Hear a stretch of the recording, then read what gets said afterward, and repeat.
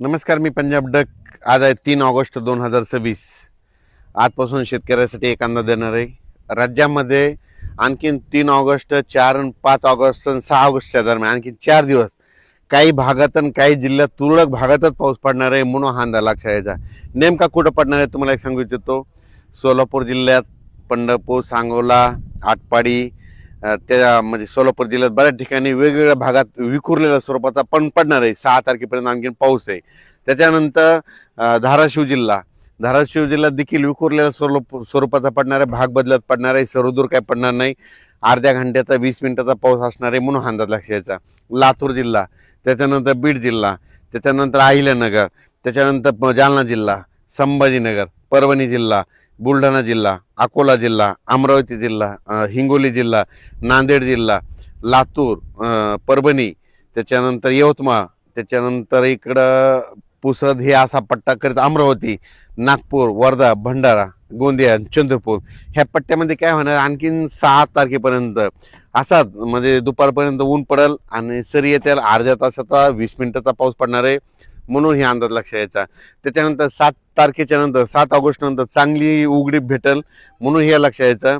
मग 7 ऑगस्टच्या नंतर मग काय होणार आहे, परत काय होईल, एक कमी दाबाचा पट्टा असल्यामुळं ते मध्य प्रदेशकडे जात असल्यामुळं ते नागपूरकडून मग जवळपास 15-16 दरम्यान मग काय होईल, पूर्व विदर्भाकडे पुन्हा पाऊस येणार आहे म्हणून हा अंदाज लक्षात यायचा. मग पूर्व विदर्भामध्ये नागपूर, वर्धा, भंडारा, गोंदिया, चंद्रपूर, यवतमाळ, वाशिम, हिंगोली, अमरावती, अकोला, बुलढाणा आणि इकडं नांदेड, परभणी असं जालना पट्ट्यापर्यंत ते पाऊस येऊ शकतो म्हणजे 15 ऑगस्टच्या नंतरचा म्हणून हा अंदाज सर्व शेतकऱ्यांनी लक्षात घ्यायचा.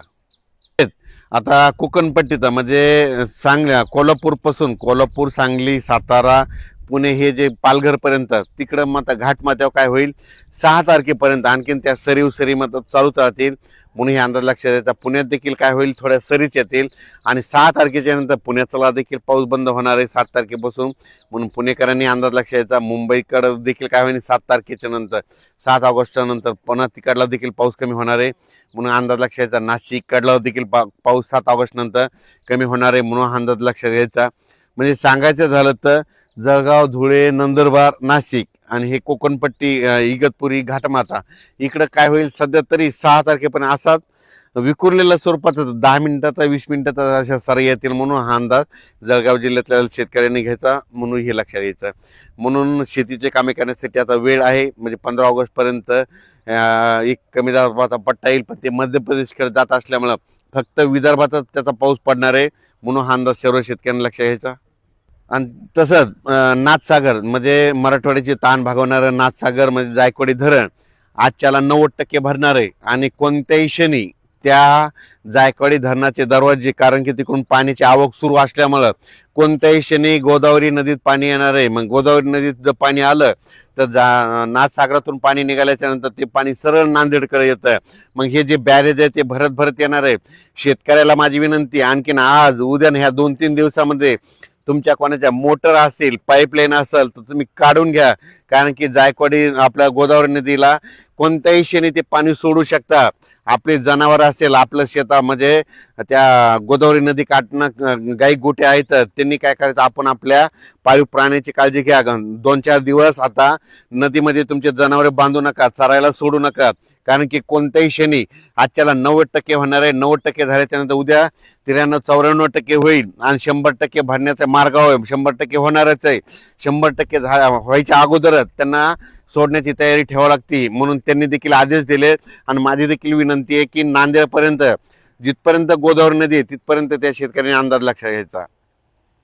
तर मी माझ्या शेतामध्ये ना आजच्यानं ही आपलं सोयाबीनचं पीक यावर्षीचं आलेलं आहे 2026चं आणि कम्प्लीट याचा 1 महिना 3 म्हणजे 33 दिवस पूर्ण झालेले आहेत. आता नेमकेच कुठंतरी फुलं लागत आहेत म्हणून फवारणी देखील सुरू आहे. शेतकऱ्याला विनंती, उघड भेटेल तसं तुम्ही तुमच्या फवारण्या करू शकता.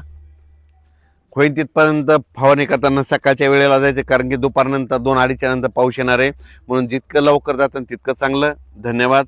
आणि जायकवाडी धरणातल्या शेतकऱ्याला सांगू इच्छितो, गोदावरी नदीच्या तुमच्या मोटर पाईप लाईन असेल तर आज उद्या परवा काढून